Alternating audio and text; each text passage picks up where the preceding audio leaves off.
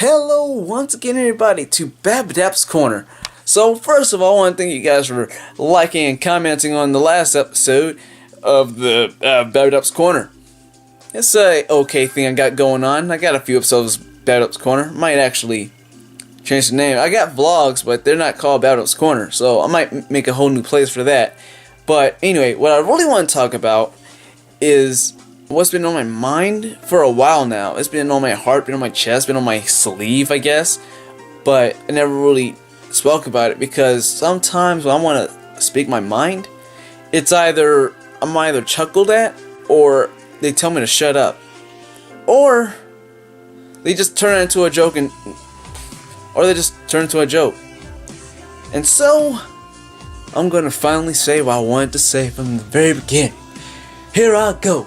Alright, so I don't know how old I was at the time, but I'm gonna say I was 17 because I had a bike at the time.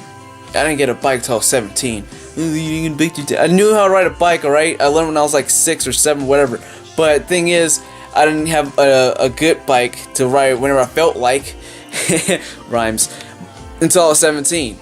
Alright? So whatever. Anyway, so here I am. There I am. Excuse me. With two of my friends. I was with two friends, and I was trying to open up to them because I've been feeling like there was something in me that just wanted to be released. Like it was some type of beast it was my anger just ready to rip out of me, and I wanted to talk to somebody about it. I don't want to talk to family because I don't know, I just don't like talking to family much.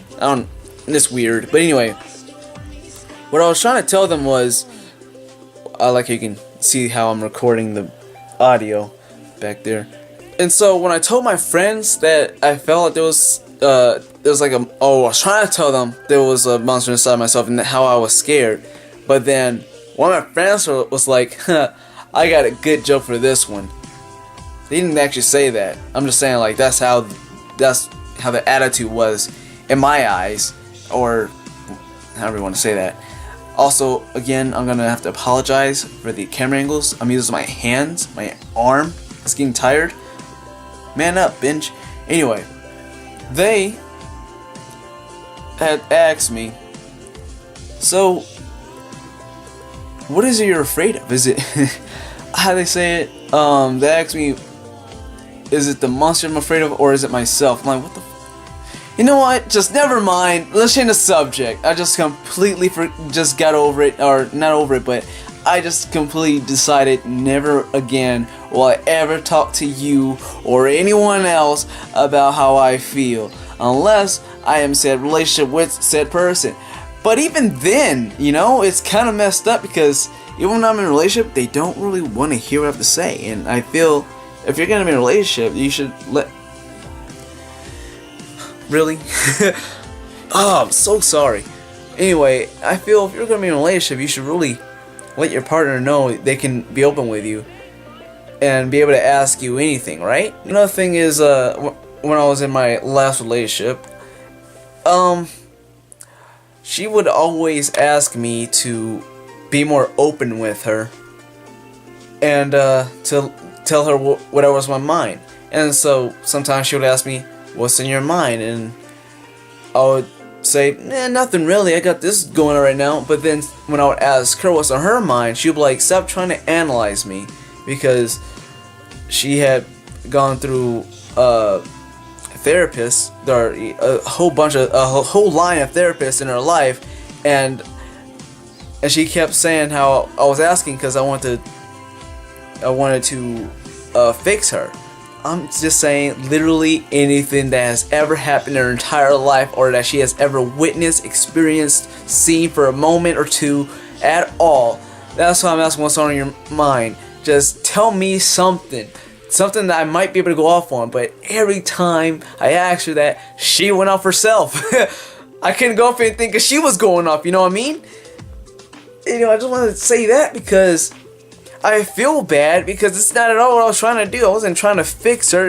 I mean, because she had Bipolar-Depression, and I don't think it's possible to fix that. And I wasn't trying to figure out any triggers either. I just want to know I'm trying to help myself know what to do when she goes off. All I can think to do is stay calm and stay stable emotionally. Because of that, because of her bipolar depression, she her mind like brings up the past, and then it just tells her that her current boyfriend is just gonna do the same thing, which makes her push. It made her push me away, and she was saying she only pushes me away so that I won't ever hurt her. But it's kind of, I know bipolar depression is a serious thing, and it's kind of hard to explain.